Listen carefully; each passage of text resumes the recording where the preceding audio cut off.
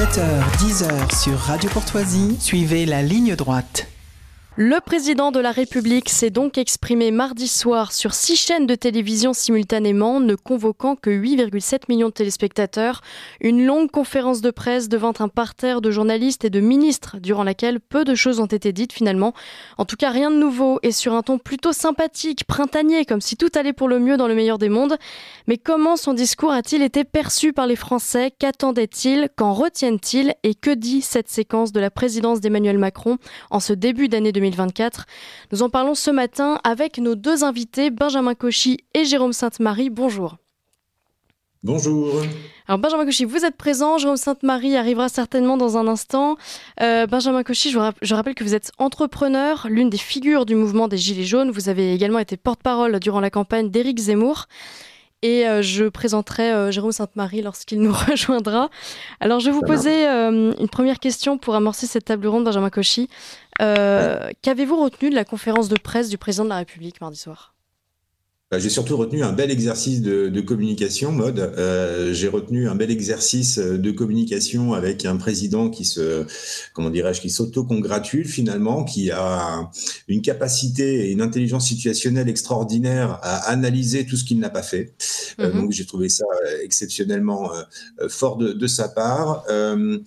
C'était quand même le retour de l'ORTF également. Si je dois rester sur la forme, on ira sur le fond après, peut-être sans doute avec Jérôme Sainte-Marie, mais en tout cas sur la forme, le retour de l'ORTF, une captation de tous les, de tous les cerveaux disponibles, comme disait le patron de TF1, 8,7 millions de personnes, tout ça pour ça, finalement, on sent quand même qu'il y a un désamour profond entre la population française et Emmanuel Macron, et que quels que soient les gouvernements qui se succèdent, malheureusement, ça n'imprime plus. Rendez-vous raté avec la nation donc ? Oui, j'ai envie de dire un nouvel épisode, un nouveau rendez-vous raté avec la nation. On le sent bien sur le terrain. J'entendais les éditorialistes sur les grandes mainstream analyser avec béatitude le renouveau macronien. Quand on va sur le terrain, j'aime bien parler souvent de ce qu'on appelle le tribunal du matin. Vous savez, beaucoup de gens dénigrent ce café du commerce. Je le prends avec parcimonie et avec hauteur de vue, évidemment. Quoi qu'il en soit, la réaction hier matin auprès des artisans, des commerçants, des élus, même du prêtre du village, pour que vous sachiez tout, au café du village, je peux vous assurer que la seule chose qu'ils ont retenue, c'est le port de l'uniforme. Ah voilà. D'accord. Voilà, donc tout ça, 2h30 pour finalement, avec une posture de président de la République, arriver comme un sous-secrétaire d'État à l'habillement de l'éducation nationale. J'ai trouvé que c'était un petit peu court. Et finalement, des conférences de presse comme celle-ci, qui sont censées resacraliser la fonction suprême, finalement la désacralisent, et il en redevient à une mission de sous-préfet à expliquer le dédoublement dans les classes de grande section, ou de savoir que dans tel lycée, il va y avoir un port provisoire d'uniforme. C'était pas à la hauteur de l'ambition. Sur l'économie, sur la dette publique, je l'ai trouvé très court, et j'ai même envie de dire dans le déni sur le volet immigration, lorsqu'il parle des émeutes. Oui, on va en parler justement. Oui, vous me dites si je m'arrête, Maud, mais non, sur les émeutes, c'est quand même assez symptomatique de dire que c'était l'oisiveté parce qu'ils étaient en vacances depuis avril, et de deux, que c'est la faute des écrans. Sur les écrans, on y reviendra plus tard. Je pense que là, pour le coup, il a mis une vraie pierre dans un vrai sujet. Dans un vrai sujet. En revanche, à 23h30, comme disait une certaine influenceuse, à 23h30, qu'il y ait école ou pas, généralement, un enfant de 13 ans est couché et ne casse pas des vitrines. Donc ça, c'est une évidence. Et puis un déni total sur l'immigration, l'absence d'assimilation dans ces quartiers.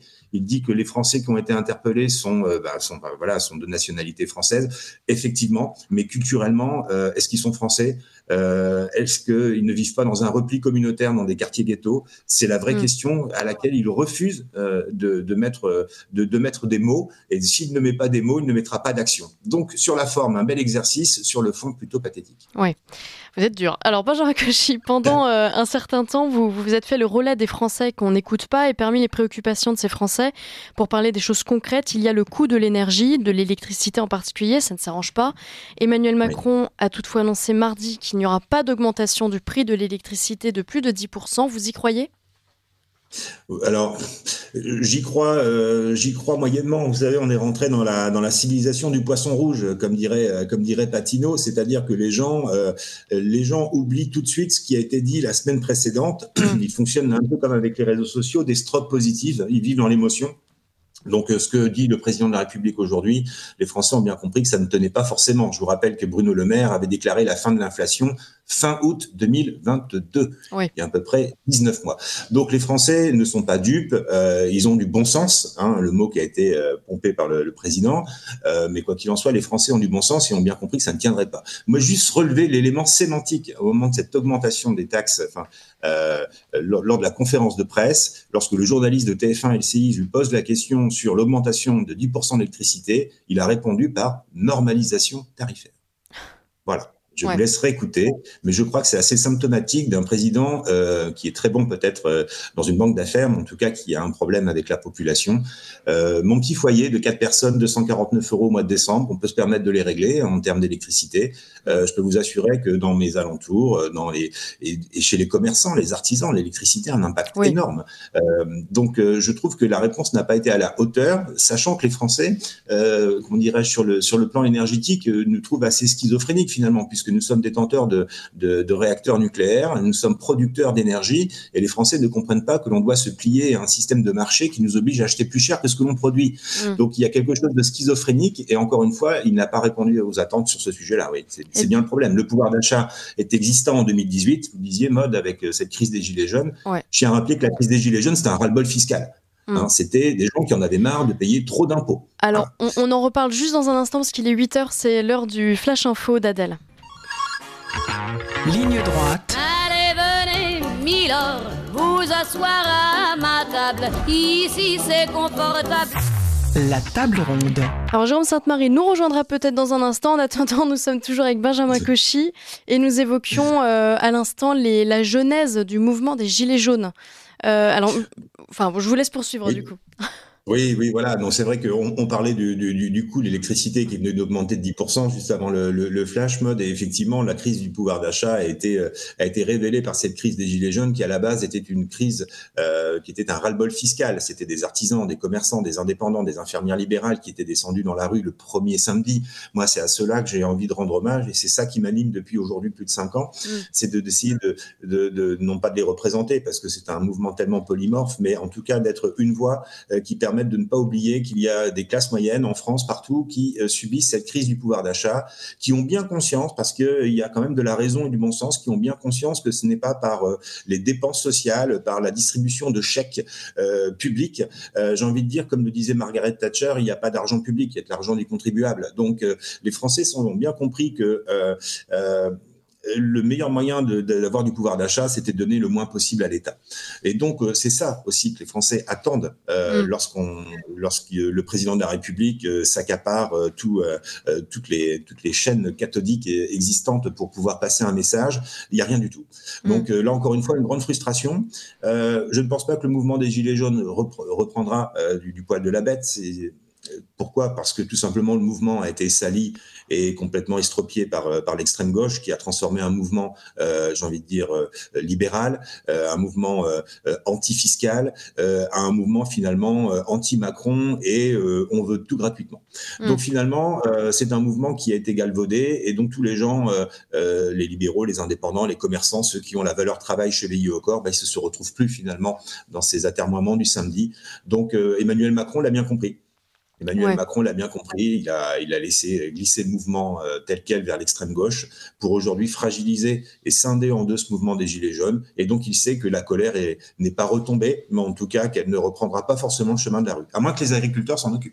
Oui, alors justement, parmi les sujets qui n'ont pas été évoqués, parmi ces chiffres qui n'ont pas été prononcés, il y a la crise des agriculteurs et il y a ces innombrables exploitations qui ne survivent pas à l'augmentation du prix du gasoil, entre autres. Il y a un manque énorme de main-d'œuvre, il y a un sujet autour de l'eau, des maladies animales, des accords européens, enfin bref, il y a un abandon tout simplement de l'État. Comment expliquez-vous cette indifférence de la part d'Emmanuel Macron ? Parce que ce phénomène croît, on le voit en Allemagne, en France aussi, à moindre mesure, mais c'est pas nouveau quand même. Si je peux être cynique 30 secondes en Soyez-le. ce jeudi matin, j'ai envie de dire que si on regarde les analyses qualitatives, les sondages, les enquêtes d'opinion à destination des futures élections européennes, il a bien compris qu'il n'avait pas forcément les agriculteurs dans la poche, donc c'était pas forcément la peine de s'énerver avec eux. Une fois que j'ai dit cela, j'ai pas tout dit, c'est qu'aujourd'hui Emmanuel Macron se projette, si on doit lui admettre qu'il a un cap dans la tête, c'est celui de faire disparaître la France et de la confondre au sein d'une Union européenne sans nation, sans frontières, sans tradition, sans gastronomie culinaire, sans savoir-faire historique, sans terroir protégé, sans ferme préservée, sans transmission générationnelle sur des terroirs. C'est difficile de voir des laitiers qui ne peuvent pas céder leur exploitation. Autant les grands céréaliers de la Beauce ou de la Picardie peuvent encore, effectivement, parce que les terres sont fertiles, pouvoir transmettre sans trop de difficultés. Mais moi, en Occitanie, je peux vous assurer que les parcelles sont plus petites, avec des apports, des quintaux à l'hectare qui sont beaucoup plus faibles. Je peux vous assurer que la transmission des exploitations agricoles est extrêmement fragilisée. Je pense qu'il faudra aussi revoir la politique de la SAFER, qui est la politique qui redistribue le foncier agricole, qui aujourd'hui n'a pas forcément une stratégie extrêmement pertinente. Les agriculteurs, finalement, moi, je me souviens d'un agriculteur quand j'étais assureur chez Groupama. Vous voyez, je m'occupais du marché agricole, donc je les ai assez bien connus, ces exploitants agricoles. Ils nous ont dit, vous savez, nous les agriculteurs, on est les gentils élèves de la classe France. C'est-à-dire que quand la France nous impose dans les années 70 de faire des open feed et de l'agriculture productiviste, on le fait. Et aujourd'hui, ils nous demandent de faire du bio, on le fait. Demain, ils nous demandent de faire autre chose, on le fait. Mais en attendant, ils signent toujours des traités de libre-échange. Donc je crois que le fond du problème, c'est ça, c'est que Emmanuel Macron tente de moderniser l'agriculture soi-disant européenne, mais en même temps, il signe des accords de libre-échange. Il scie la branche sur laquelle l'agriculture française est posée. Est-ce que vous pensez que le sujet de la souveraineté alimentaire, agricole, etc. sera abordé durant ces élections européennes? Enfin, on voit que Jordan Bardella en a fait déjà un sujet en appelant à un état d'urgence agricole. Oui, là, si je peux faire 30 secondes de cynisme, vous aurez bien compris que le Rassemblement national a l'électorat du monde agricole. Je referme la parenthèse. Voilà, tout simplement. Effectivement, il a raison de Jordan Bardella, comme d'autres. On va pas faire de politique ce matin, c'est pas mon genre, mais je pense que à la fois Marion Maréchal et François-Xavier Bellamy sont aussi sensibles à ce sujet de souveraineté alimentaire. Si demain la France n'est plus en capacité de nourrir ses enfants, ça va poser un véritable problème. Derrière la souveraineté alimentaire, il y a l'histoire de la souveraineté énergétique, la souveraineté industrielle. C'est une nouvelle carte géopolitique qui est en train de naître, et c'est ça que j'aurais attendu du président Emmanuel Macron l'autre soir lors de sa conférence de presse. C'est d'articuler justement cette nouvelle géopolitique et d'expliquer qu'il y a une nécessité à préserver notre souveraineté alimentaire, notre souveraineté industrielle, notre souveraineté énergétique. Voilà. Aujourd'hui, il est un peu court là-dessus, puisque je crois malheureusement qu'il n'a pas suffisamment de marge de manœuvre. Ouais. Il faut être lucide aussi, il n'y a pas de marge de manœuvre. Alors, Emmanuel Macron a saisi à deux mains la perche qui lui était tendue pour battre le Rassemblement national, justement, mardi soir. Est-ce qu'il a tapé à côté Benjamin Cauchy? Parce que ce qui ressort aujourd'hui de cette parenthèse, c'est qu'en s'attaquant au Rassemblement national, Emmanuel Macron intègre publiquement le fait que Jordan Bardella peut gagner aux européennes. Était-ce une bonne stratégie de sa part? Alors déjà, il n'y a personne qui gagne aux européennes. C'est une élection européenne. Il y a 90 députés, 89 députés français de différentes écuries politiques, différentes étiquettes politiques qui vont partir au Parlement européen et qui vont se redéployer chacun dans des groupes parlementaires complètement différents. Donc pour moi, il n'y aura pas de vainqueur aux élections européennes. Le véritable enjeu de l'élection européenne, c'est de savoir quelle majorité il y aura au Parlement européen. Voilà. Si on veut vraiment agir, il faut agir avec des partenaires européens de façon à modifier les règles. Pour autant, effectivement, Emmanuel Macron n'est pas un président. Emmanuel Macron est un candidat éternel. Et donc, pour faire passer ces écarts et ces écueils sur la loi immigration, un coup j'avance, un coup je recule, un coup je passe au Conseil constitue, eh bien là, rien de mieux que de se reprojeter dans une campagne électorale. Parce qu'il ne sait rien faire de mieux qu'une campagne électorale. Gérer, il ne sait pas. En revanche, créer des strokes positifs, créer des punchlines, créer du conflit, créer du clivage dans l'objectif d'une campagne européenne, ça, il va être extrêmement bon. Ça, plus les Jeux Olympiques, moi, je peux vous assurer qu'il va y avoir une lobotomisation des cerveaux pendant les 5 mois qui viennent. Donc, effectivement, se trouver un ennemi idéal, alors pour certains, c'est le gendre idéal et pour d'autres, c'est l'ennemi idéal. Jordan Bardella, effectivement, a toutes les caractéristiques pour pour être un beau duel médiatique avec qui alors? Avec Olivier Véran, avec Gabriel Attal, avec Emmanuel Macron. J'ai pas trop bien compris qui allait diriger la campagne des élections européennes. Ouais. Et d'ailleurs, je me suis demandé si le temps de parole du président de la République serait un jour comptabilisé pour les élections européennes, parce que c'était le lancement de la campagne quand même mardi soir. Oui, alors sans préciser effectivement qui mènerait. Moi, je pense que Jordan Bardella n'a pas grand-chose à faire pour être en tête de la liste des élections européennes en juin prochain. C'est une évidence. Aujourd'hui, Jordan Bardella capitalise la contestation. Ils font de moins en moins de vagues. Ils ont lissé énormément leur discours. J'ai du mal parfois à y trouver certaines aspérités qui donnaient un petit peu de piment finalement à cette ligne politique, si je puis me permettre. Donc finalement, il catalyse sur tous les erreurs et le manque d'action du président de la République. Donc je suis pas inquiet pour Jordan Bardella. Moi je suis plutôt inquiet pour les Français, parce qu'effectivement il a visé à côté le président de la République. Justement, j'allais vous demander effectivement. Alors cette séquence a été complètement. On s'est vraiment demandé ce que ça foutait là. Il y a une petite Bristol qui s'est glissée parmi les autres, quoi. Quelles sont les préoccupations des. Ceci dit, quand on voit d'où vient la question, Benjamin Duhamel. Et qu'on connaît ses liens avec une certaine ministre de l'Éducation. Ouais, on ne sait pas qui a écrit la question, quoi. Ouais, voilà. Quelles sont les préoccupations des Français? Parce que vous nous disiez justement en début de table ronde que vous avez discuté, vous avez entendu. Les trois grandes priorités des Français, on l'a vu dans les dernières intentions et vagues d'opinion. La première des choses, c'est le pouvoir d'achat qui est revenu fortement en tête. Ouais. Il y a la santé, la sécurité, en quatrièmement, l'immigration. Ouais, donc tout ce qui n'a pas évoqué ou les mal. Fêtes de Noël, à l'entrée des soldes, c'est toujours normal.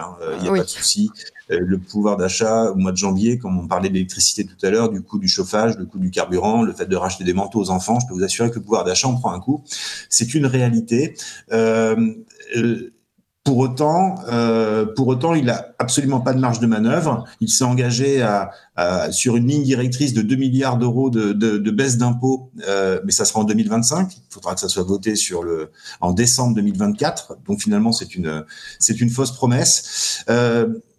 Moi, j'ai surtout envie de vous parler de ce qu'il n'a pas parlé, Maud, si je puis me permettre. Ah bah, allez-y. Vous parliez de l'agriculture il y a quelques instants, mais moi, j'ai envie de vous lancer ce matin une alerte rouge sur le logement, quand même. Oui. Le logement, c'est d'amont en aval plusieurs centaines de milliers d'emplois en France. Rien qu'au trimestre 2023, c'est 30 000 emplois qui ont été détruits. Parce que la raréfaction du crédit, parce que des promoteurs qui sont à l'arrêt, parce que des gens qui ne peuvent plus déménager, parce que la mobilité est arrêtée, parce que des nouveaux entrants, des nouveaux actifs, des jeunes de 20-25 ans qui s'installent en couple ne peuvent pas trouver de logement, parce que les étudiants ne trouvent pas de logement, parce qu'il y a un effet ciseau entre une hausse des prêts d'un côté et de l'autre côté des critères écologiques qui viennent empêcher les gens de pouvoir louer leurs appartements. Il y a un vrai sujet, Maud, là-dessus. Il y a à peu près 41% des prêts qui ne sont plus octroyés. Ça génère des centaines de millions d'euros de recettes fiscales aux collectivités locales, ce qu'on appelle les droits de mutation. Quand vous vendez votre appart ou votre maison, il y a des sous qui rentrent dans la caisse de votre collectivité locale. Aujourd'hui, c'est plusieurs centaines de millions d'euros qui ne rentrent plus dans les caisses des collectivités locales. Donc moi, je lance vraiment un véritable cri d'alarme là-dessus au président de la République. Il n'y a toujours pas de ministre délégué au logement. Il manque des centaines de milliers de logements. Pour autant, il a décidé de continuer l'immigration massive. Donc, on sait qui vont être prioritaires dans les peu de logements qui vont être construits. Le prix des loyers suit l'inflation, c'est une évidence, mais malheureusement, le pouvoir d'achat ne suit pas, il est contraint, la fiscalité est trop forte, les gens ne peuvent plus acheter, les gens ne peuvent même plus louer, donc il y a une paralysie totale de la chaîne. Demain, ce sont les artisans, ce sont les plombiers, ce sont les peintres, ce sont les plaquistes qui vont poser le pied devant le camion. Il y a une véritable inquiétude dans les zones périurbaines et rurales de cette absence de dynamisme foncier. Parce que quand le bâtiment va, tout va, comme disaient nos anciens. Mais pour le coup, c'est un vrai sujet. Norbert Fanchon, qui est, une personne qui travaille sur l'immobilier, sur d'autres chaînes comme BFM Business et d'autres, explique qu'il y a des dangers de 300 à 350 000 pertes d'emplois en 2024. Je crois qu'il faut vraiment prendre la mesure. Il faut prendre la mesure de ce tsunami économique qui a un impact énorme. Je ne parle pas des courtiers, je ne vous parle pas des assureurs, évidemment. Enfin bref, je vous parle de toute cette chaîne d'aval en amont, du vendeur de meubles à celui qui va faire le prêt. La chaîne est paralysée. Et donc là, encore une fois, un séisme, c'est de l'emploi qui n'est pas délocalisable. Quand vous construisez une maison en Bourgogne, par exemple, vous ne construisez pas une maison ailleurs. Vous ne la construisez pas en Slovénie ou ailleurs. Donc là, il y a un vrai sujet, une véritable alerte rouge. Donc effectivement, la priorité des Français, c'est le pouvoir d'achat. Mais quand on sait que le loyer ou la maison, le logement, représente plus de 40% d'un pouvoir d'achat, vous savez que le critère numéro 1 était oublié. Merci d'avoir évoqué ce sujet qu'aurait dû évoquer le président de la République mardi soir. Alors, on a un nouvel intervenant, Xavier Van Liert, qui nous a rejoint par téléphone. Oui, bonjour. Bonjour monsieur, bonjour Xavier Van Liert, vous êtes journaliste sur Radio Courtoisie, nos auditeurs vous connaissent bien. Alors je vais vous poser la question que j'ai posée à Benjamin Cauchy en début de table ronde. Qu'avez-vous retenu, vous, de cette conférence de presse d'Emmanuel Macron ? Écoutez, j'ai pas retenu grand-chose. La seule chose que j'ai retenue, la chose la plus frappante, c'est que lorsque Emmanuel Macron parle, on a l'impression que c'est un nouvel élu. Emmanuel Macron, c'est un voyageur sans bagages. Chaque jour de sa vie et le premier jour de son quinquennat, il ne fonctionne qu'à la promesse. C'est-à-dire que le bilan n'existe pas. Cet homme n'a pas de passé, n'a pas de bilan, et il est en éternelle campagne. C'est une sorte de camelot qui est toujours le regard tourné vers l'avenir. Et je pense que ça ne tient pas seulement à une méthode, une entourloupe, une méthode électoraliste. C'est profondément ancré dans sa psychologie. C'est-à-dire qu'il aime à se présenter comme un progressiste.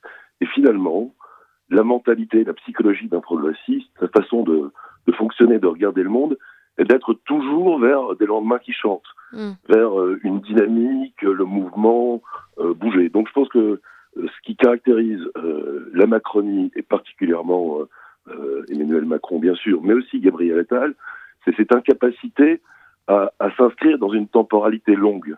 Je crois d'ailleurs que le décalage entre le sentiment des Français à leur égard ou la différence de perception de la réalité entre les Français et le gouvernement tient à cela. Je reviens sur ce que disait Benjamin Cauchy à propos du pouvoir d'achat. Je pense que le mal-être des Français, leur sentiment de déclassement, traduit justement une inscription dans une temporalité longue. C'est-à-dire que les Français raisonnent en se disant « Quelle est ma situation par rapport à celle de mes parents ? Quelle est ma situation aujourd'hui par rapport à il y a 10 ans ou 20 ans ?» Et surtout, eux aussi pensent à l'avenir. Ce ne sont pas des abrutis qui regardent simplement la France dans le rétroviseur. Ils pensent à la situation qui sera celle de leurs enfants. Ils se projettent dans cet avenir. Et ce qu'ils constatent, c'est que d'une part, leur situation c'est considérablement dégradé, mais qu'ils ont très très peu d'espoir, et c'est une réalité statistique par ailleurs, que leurs enfants aient une situation meilleure que la leur. Et donc c'est toute la promesse du progressisme qui s'effondre. Et donc lorsque Emmanuel Macron, Gabriel Attal et toutes ces cliques nous enferment dans un éternel présent et d'éternelles promesses, c'est pour nous empêcher de constater quelle est la trajectoire réelle du pays et de la population. Et je pense que c'est vraiment un piège dont il faut sortir, c'est-à-dire qu'il faut réinscrire notre situation actuelle, non pas dans cet éternel présent absolument étourdissant, mais dans le temps long. Regardez quelle était la situation de la France dans les années 50, dans les années 60, dans les années 80, 90, et quelles sont les perspectives pour demain. Les perspectives sont évidemment catastrophiques, la trajectoire est celle, bien évidemment, d'un terrible déclassement, à la fois des individus et à la fois du pays à l'échelle internationale. Je vous entends acquiescer, Benjamin Cauchy. Oui, j'acquiesce à 100%. J'y rajouterai quand même le fait que finalement Emmanuel Macron utilise une méthode qui fonctionne plus qu'autre chose, c'est-à-dire que cet amour de l'instantanéité, du stroke positif dont je parlais tout à l'heure quand on parlait de la civilisation du poisson rouge, c'est exactement ça. Emmanuel Macron a compris que la défaite de la pensée, le déclin de la raison était acté et qu'aujourd'hui c'était la culture de l'émotion. Et donc effectivement, se projeter vers un avenir meilleur sans pour autant faire un feedback, sans regarder ce qui s'est passé derrière, c'est effectivement aujourd'hui malheureusement une tendance lourde sociétale. Et donc, il s'inscrit dans ce mouvement pour communiquer et tenter de maîtriser le pouvoir. Je crois que c'est un peu ça aussi. Ouais. Pour moi, c'est un fait de société, mais aussi une méthode politique. Pour continuer sur ce thème, on parlait des différents sujets qui intéressent les Français, pouvoir d'achat, mais aussi insécurité, immigration. Cette nouvelle méthode pour observer le réel, à mon avis, concerne ces trois sujets. C'est-à-dire que, à la fois, on voit cet enfermement dans le présent de façon absolument spectaculaire lorsqu'Emmanuel Macron nous explique que les émeutes ne sont absolument pas liées à l'immigration, puisqu'ils sont français. Les émeutiers sont français, donc ça ne concerne pas l'immigration. Justement, on va en parler. Il suffit, bien entendu, de tourner la tête et de regarder par-dessus son épaule pour se rendre compte que ces gens de nationalité française sont issus de l'immigration d'hier. Et que donc là aussi, c'est une façon de nous enfermer dans un constat limité à l'instant présent. Oui, ils sont français, mais pourquoi sont-ils français? Le sont-ils vraiment? Comment sont-ils devenus français? C'est un raisonnement qui est interdit. Et là, proprement interdit, car si on explique qu'ils ne sont pas français, eh bien, évidemment, on est voué aux gémonies, renvoyé vers le soi-disant parti du mensonge et autres joyeusetés. Alors, enfin, il y a un lien entre ces trois sujets, immigration, insécurité et pouvoir d'achat, et qu'on pourrait caractérisé par le mot d'insécurité globale. Une insécurité économique, une insécurité au sens propre, mais aussi une insécurité culturelle, provoquée par évidemment le changement de nature et de peuplement du pays. Voilà. Alors justement, le sujet de l'immigration a été furtivement évoqué pendant cette conférence de presse. Je vous laisse écouter cet extrait. J'essaie de qualifier les émeutes qu'on a eues l'été dernier. D'abord, je veux dire que ces émeutes, elles ont eu en face d'elles une réponse implacable de l'État, des forces de sécurité intérieure, dans les 3 nuits, et de la justice. C'est un record d'interpellation et de condamnation. Donc la réponse a été implacable, et sans qu'on ait besoin de déclarer quelque état d'urgence ou autre. Il n'y a pas eu de mollesse. Maintenant, j'essaie de voir ce qu'il y a, parce qu'on a voulu tout de suite dire c'est un problème d'immigration, c'est un problème de ceci, de cela. 500 villes ont connu ces émeutes. La moitié étaient des villes avec des quartiers politiques de la ville, la moitié, non. Donc quelque chose s'est passé qui n'était quand même pas totalement dans notre cartographie habituelle. Est-ce que c'est un problème d'immigration, comme j'ai dit? Je ne fais pas partie de ceux qui disent qu'il n'y a pas de problème d'immigration, c'est pour ça que j'ai assumé qu'on porte une loi. C'est un sujet, il faut mieux maîtriser nos frontières, lutter contre l'immigration clandestine. Est-ce que c'est la réalité de ce qu'on a vu sur le terrain? Non. C'était des jeunes de nationalité française pour une quasi-totalité nés en France. Alors c'est vraiment le en même temps encore. Benjamin Cauchy, la réponse a-t-elle été implacable, comme le dit notre président de la République? Ouais, mais je sais pas sur quoi il a plaqué en tout cas, mais je suis pas sûr qu'il ait répondu à la réalité encore une fois pour reprendre les propos de mon prédécesseur à l'antenne. Effectivement, là, on est carrément dans un déni de réalité. Ce qui est intéressant, c'est que quand il parle d'immigration, il parle de politique de la ville en même temps. Quand il parle d'immigration, il dit c'est aussi en ruralité, donc c'est pas normal. Donc ça veut dire qu'il a bien compris que l'immigration était quand même dans des grandes zones urbaines. Mais du coup, il découvre que il y a une immigration culturelle qui s'est infiltrée partout en France. Cette immigration culturelle, c'est de l'anti-France. Alors certains les appellent les wesh. Je vais pas tomber dans la caricature, mais la culture joule, jogging, casquette, chicha, malheureusement a dépassé le stade des périphériques. Et donc la course effrénée. On peut revenir encore sur cette histoire, c'est ces fameux écrans, effectivement. Et là, pour le coup, c'est là-dessus. Emmanuel Macron avait raison. Effectivement, il y a quand même eu une course à l'échalote entre tous les petits wesh de France, mais pour le coup, il y a quand même une immigration culturelle qui est extrêmement prégnante dans cette histoire. Et donc là, il est en déni de réalité totale. Mais forcément, quand on parle d'assimilation, c'est compliqué de flatter son centre-gauche. Et comme Emmanuel Macron est dans lui en même temps, finalement, il ne peut être nulle part. Donc on peut mettre un uniforme, on peut chanter la Marseillaise, on peut mettre du bleu, blanc, rouge, repeindre les volets des collèges. Ok, mais si derrière la culture wesh et cette immigration culturelle qui s'infiltre partout dans nos campagnes ne change rien, ça servira à rien du tout. Ouais. Xavier Dur avec lui, mais honnêtement, je trouve que c'est extrêmement dangereux. C'est extrêmement dangereux. Alors, soit évidemment, il y a de la tactique politique pour donner un os à ronger au Rassemblement national, c'est possible, mais je trouve qu'il est dans un déni qui est effrayant. Je vois le journaliste de Livre Noir qui nous annonce qu'aux Canaries, il y a 9 à 10 000 personnes qui arrivent tous les mois. L'immigration massive, c'est pas un concept, c'est une réalité. Vous allez dans les quartiers des Pyrénées-Orientales, dans le sud d'Occitanie, à la frontière, au Pertus, sur Perpignan. Demandez à Louis Alliot la situation de l'immigration illégale aux abords de la frontière franco-espagnole. Donc c'est une réalité tangible. Les gens n'arrivent plus à s'intégrer parce qu'il n'y a pas de logement, parce que les bailleurs sociaux décident de ranger les gens par communauté, par cage d'escalier. C'est une réalité. En Île-de-France, ce sont des mots directeurs, des mots stratégiques. Donc voilà, ce sujet est là et il est dans un déni total. Et pour moi, c'est une bombe à retardement. Xavier Melnier, j'imagine que vous approuvez. Je vous entendais réagir. Alors oui et non. Donc je pense que l'enseignement majeur de ces émeutes, en réalité, Emmanuel Macron a techniquement raison. La plupart des émeutiers sont français. Du moins, ils sont détenteurs de papier français. Oui, de papier. Mais néanmoins, dès qu'ils en ont l'occasion, ils s'en prennent à tous les symboles de la France, que ce soit les commissariats et toutes les institutions, peu ou prou, et généralement massivement présentes en réalité dans leur quartier. Et donc la seule conclusion à en tirer, c'est que l'assimilation ne fonctionne pas.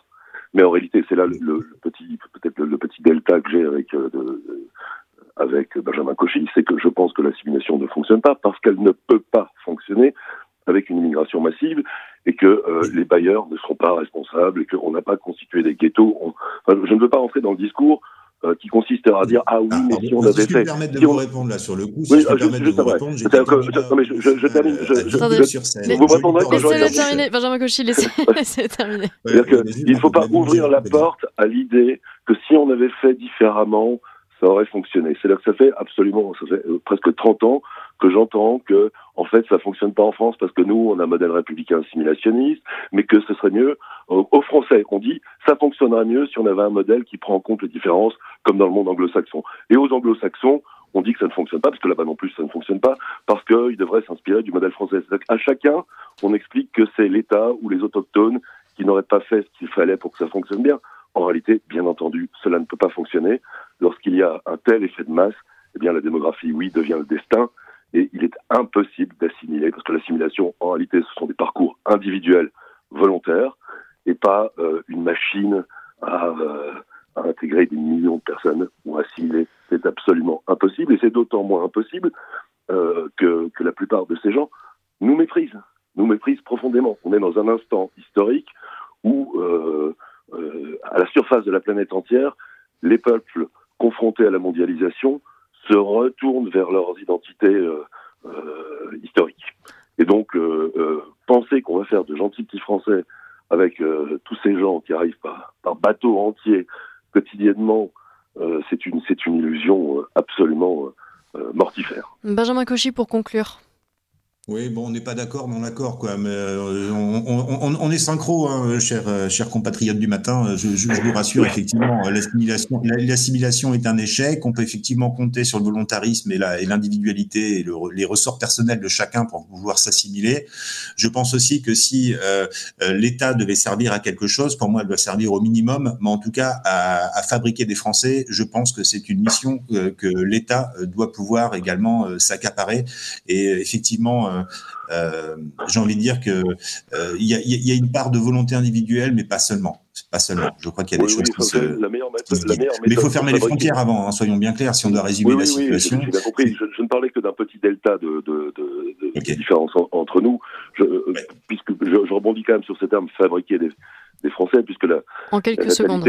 Oui, eh bien, écoutez, la meilleure façon de fabriquer des Français, c'est d'aider les Français autochtones à avoir plus d'enfants, des familles nombreuses, à pouvoir se projeter dans l'avenir. Et bien évidemment, ce n'est pas seulement par des aides, un système nataliste habituel, ça c'est très bien, d'ailleurs je suis pour, mais c'est aussi en les aidant à se projeter avec confiance dans l'avenir, en leur redonnant le sens de ce qu'ils sont, la dignité de ce qu'ils sont, et qu'ils aient donc envie qu'ils perdurent à l'avenir, parce qu'ils sont le réceptacle d'une civilisation formidable. Si on n'est pas fier de soi, si on ne sort pas de cette culture de la culpabilité absolument délirante dans laquelle on nous enferme, eh bien il n'y aura plus de Français demain, parce que les Français ne voudront plus être ce qu'ils sont.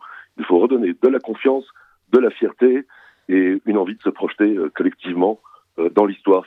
Les nations, c'est ça. C'est une façon pour les gens, collectivement, de se projeter dans l'histoire, pour exister dans l'histoire. C'est quelque chose de merveilleux qu'il faut susciter. Et c'est pourquoi il faut faire attention dans nos milieux aussi à ne pas être trop dans un discours défaitiste, crépusculaire. Non, rien n'est perdu. Il suffit de se ressaisir, de retrouver le sens de la dignité de ce qu'on est, ce qui était pour une grande part d'ailleurs, je pense, l'essence profonde du mouvement des Gilets jaunes, c'était de dire nous existons, nous avons le droit d'exister, nous méritons d'être considérés dignement et nous voulons peser à nouveau. C'est dommage que ce rendez-vous ait été manqué parce que c'était certainement quelque chose qui était de l'ordre de la pulsion de vie, c'est-à-dire l'exact contraire. Oh, il y aura d'autres rendez-vous. Voilà. Une phrase en 8 mots, Maude, pour faire des bons Français. Continuez à écouter Radio Courtoisie et Ligne Droite. Voilà, merci, vous êtes formidable. Merci beaucoup, Benjamin Cauchy. Merci, bonne journée à vous. Merci, à très bientôt.